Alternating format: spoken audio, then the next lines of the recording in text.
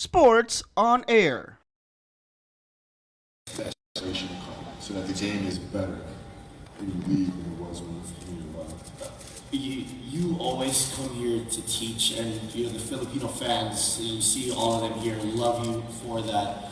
How different is the satisfaction of teaching to being that Mamba on the court? I mean, how are they the same type of satisfaction for you, or is it completely different in your heart? No, I mean, it's emotionally different. I think it's so much more valuable in teaching because there's so much enjoyment that comes from watching a player kind of have the light bulb go off. Yeah. Right? Like they're doing something that they don't think they can kind of push through. Then they push through it, and then they realize they can do it. But there's a certain magic that comes from seeing that growth. And I mean, you've been here countless times. You see how our countrymen love you, and I mean, it must have been nice when you landed. You're like, we back again. Oh yeah, it's from the moment I landed and got off the plane, and the energy started immediately. So right. It's really good to be back.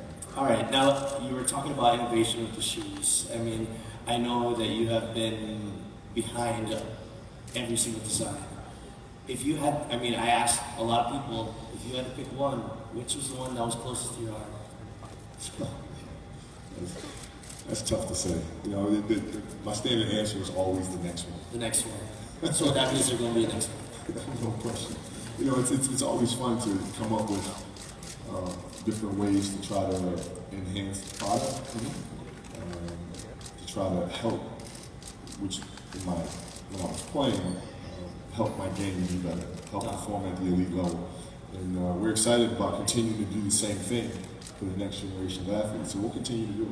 As I heard, this last week has been pretty intense for some of these kids here in Manila. There's actually a Kobe Academy training event that is happening this Sunday, and to qualify for that for the 24 slots, kids were invited to a pre-camp session from Wednesday till Friday, and it started at 4 o'clock in the morning.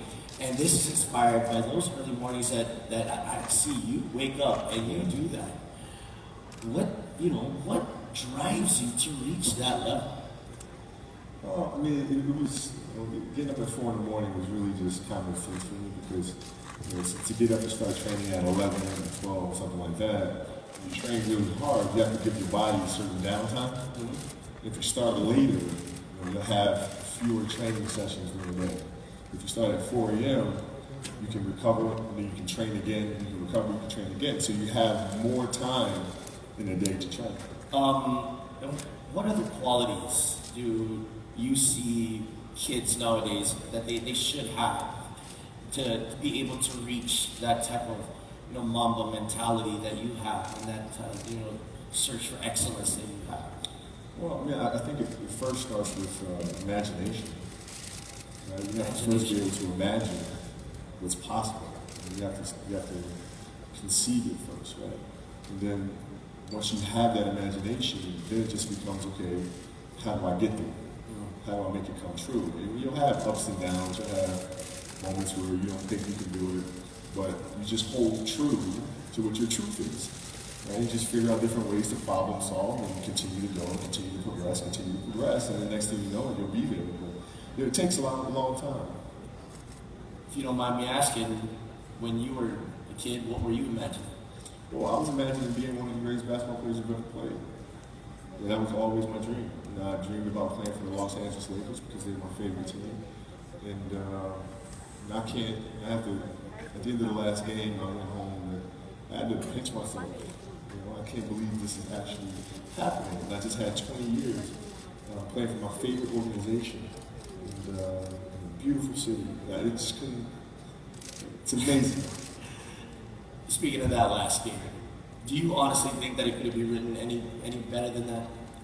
Man, listen, if you're writing a script for a film, if that was the end of the film, you'd have to rewrite the script and say, there's no way this happens. People are going to sit there and watch the film and go, nah, that's fantasy land stuff. You know, I just, it's surreal. And I can't believe it happened that way. And it's just, God, man, it's speechless. Talk about the tour. Talk about going around to all the arenas that booed you, that hated you. Oh man, they hated you, and hence the commercial. Yeah. How did it feel to have all that love? And now you're going around the world, and it's just a whole wide world love for you. It was great. I mean, it was like, you know, being rivals for so many years, and always kind of having a mutual admiration. But as competitors, never wanting to admit that, right? So the last year is a great opportunity for myself and for the fans to say thank you to one another and how much we appreciated each other. So going from city to city was great. I got a chance to really embrace it and take it all in, and vice versa. Yeah, and that was what that was what Eric told you to do, and you did. What was the stop that hit you in a way that you didn't think it would? I mean, we knew Philly was going to hit you because that was the hometown. What was the one that was like, whoa, I didn't expect to have that type of emotion in this building right now? Sacramento, probably. Nice. Because we had some of the most intense competitions, and they hated me.